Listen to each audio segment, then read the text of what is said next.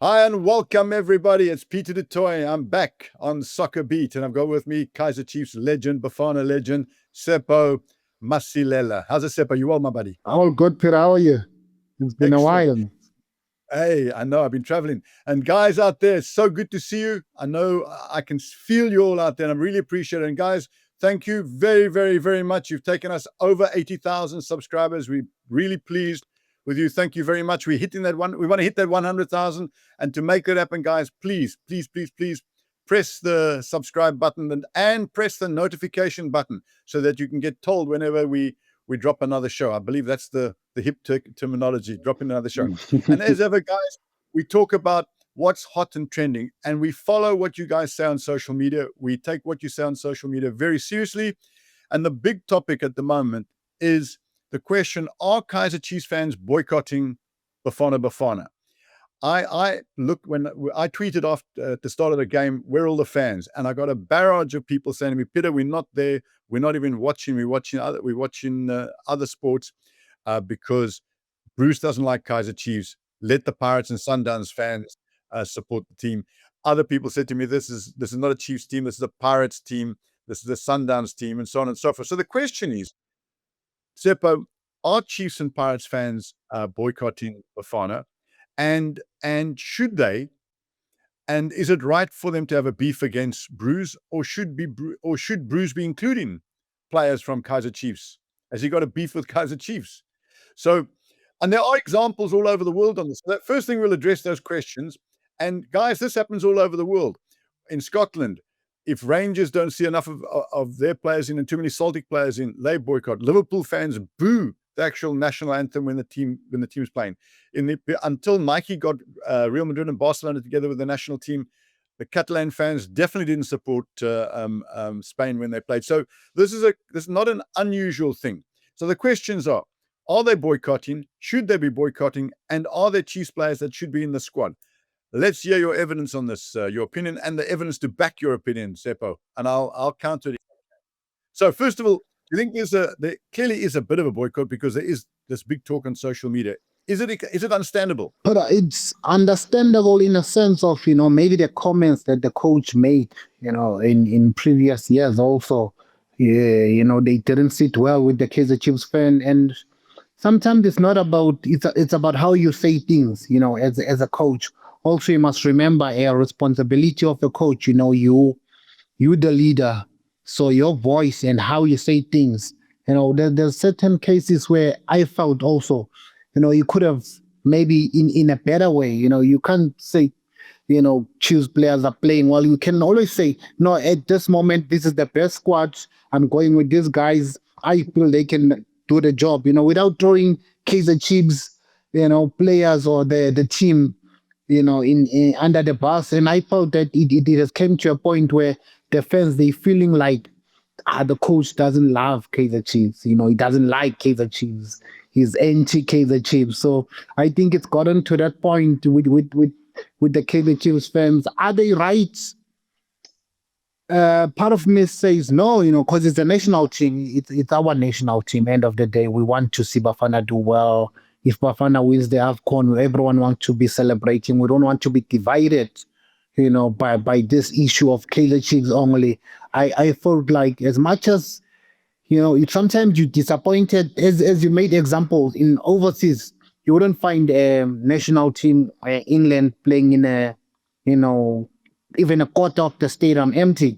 As much as fans, they'll be disappointed, but they'll still go to the stadium. They'll boo for that first minute or maybe 5 minutes and then support the national team because it's their national team. It's the pride of the nation.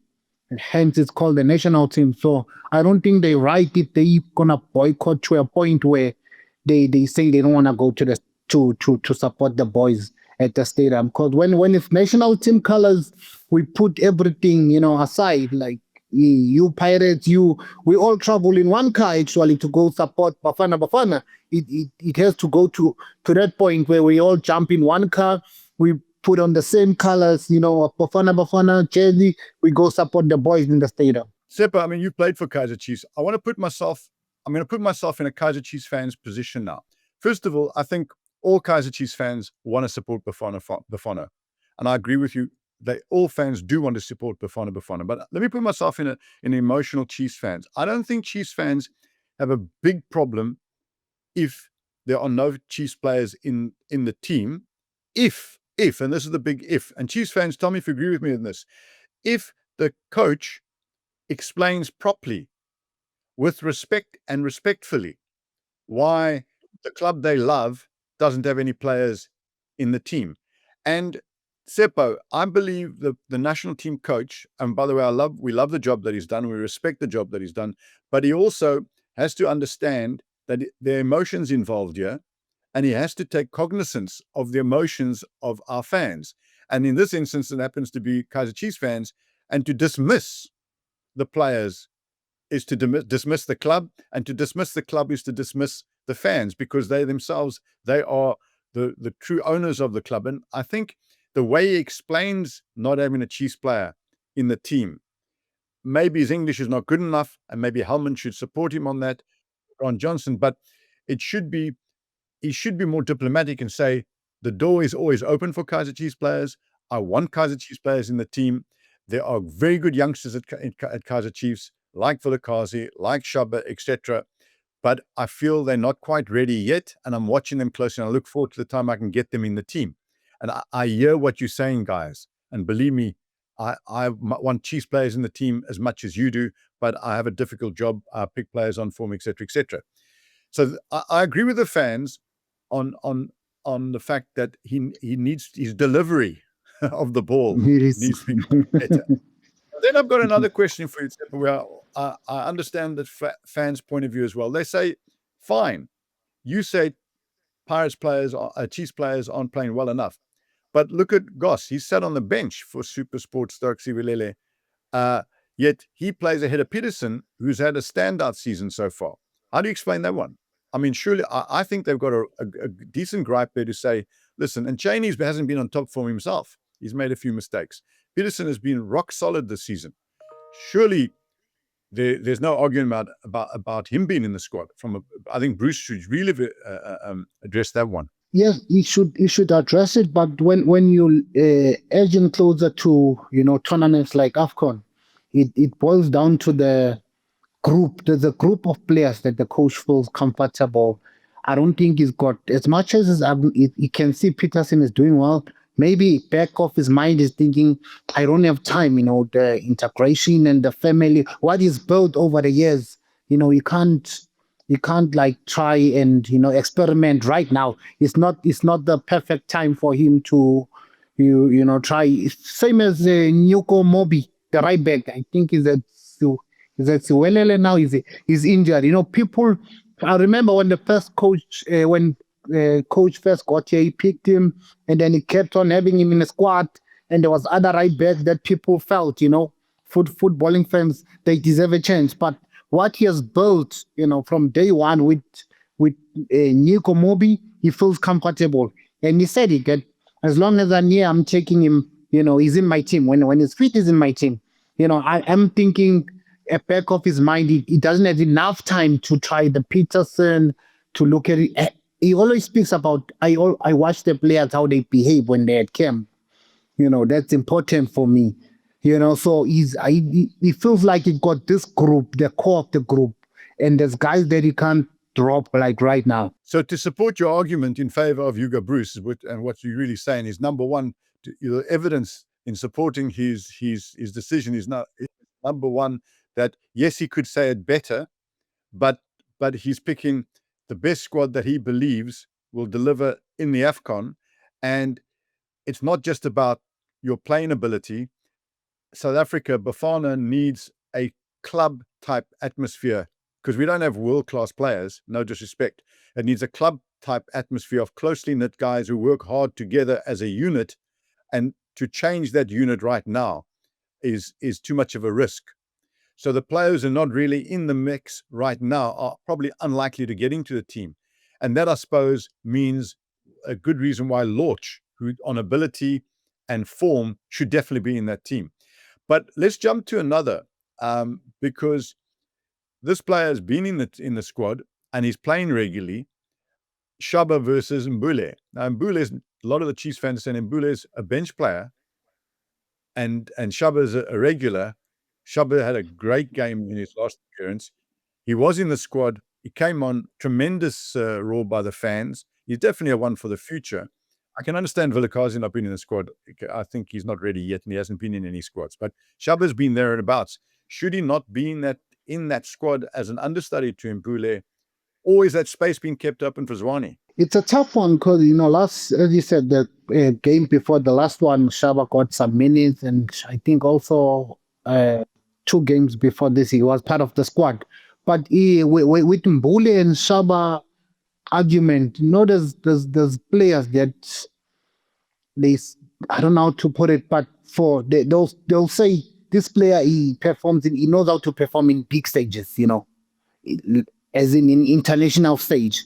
And then you find players that perform so well at cup level, but they get to the national team, they struggle. So funny enough, with Mbule, we've seen a player that, with Bafana, most of the performance is top. At Pirates, he can argue and say he's not been given enough, maybe opportunity, like he hasn't played let alone 90 minutes. Maybe he hasn't even completed 190 minutes for Orlando Pirates, And then there's players that feed off from the trust from the coach. I feel like, with Bule and the Hugo Broos, he brought him back and he showed him the trust and love. As most super talented players, they feed off the love and the trust. You the mate. A Neymar player, like we are experiencing a Neymar situation in Brazil where the fans want Neymar to be in the national team. Ancelotti is saying, no, not in my team. This guy is not picking up. Sometimes you find those, but what will work for the coach is the results. If you're not delivering, if you're not bringing the results, then will all come for you. Why is Shabba not there? Why Lodge is not there? But right now the coach he's got a ground to stand on. Yes, he's getting the results. He's got a ground to stand on. So we can only support, we can question from afar, but there is, the results are there. So with Shabba, I think also maybe, that role, it's a tricky one because you also have Zwane that's been in and out with injuries. You still have the young Mofoke, who I feel, he can also do the job. And Pirates have been playing a number 10 this season also. So it's going to be a tough decision for the coach and an interesting one. So it's one to look out. I still feel maybe a Zwane, of what of what he's done throughout his career. Sometimes you get those players that you want to just give them a nice send-off. I feel like Zwane is one that deserves to go to the AFCON. And there's Tito as well in the mix, and Apollos can also play as a 10.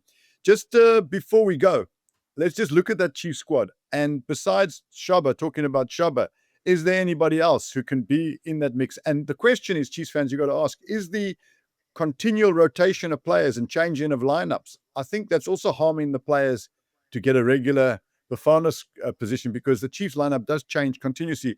If you look at it, Monyane is regularly injured. Dortley been out for a long time. Mako out for a long time. Frosler been injured for a long time. Mayo is injured. If you look at Vilakazi is too young. Dube is too young. If you look at the players, the rest of the team are either foreigners or the players who play in relatively regularly. We've spoken about Petersen. Tele he's been in and out the team. Ox, in and out the team. Cross, in and out the team. Modi, in and out the team. I haven't left out a player there besides Shabba. So if you're looking at it, it's only really Shabba, and he's still a youngster.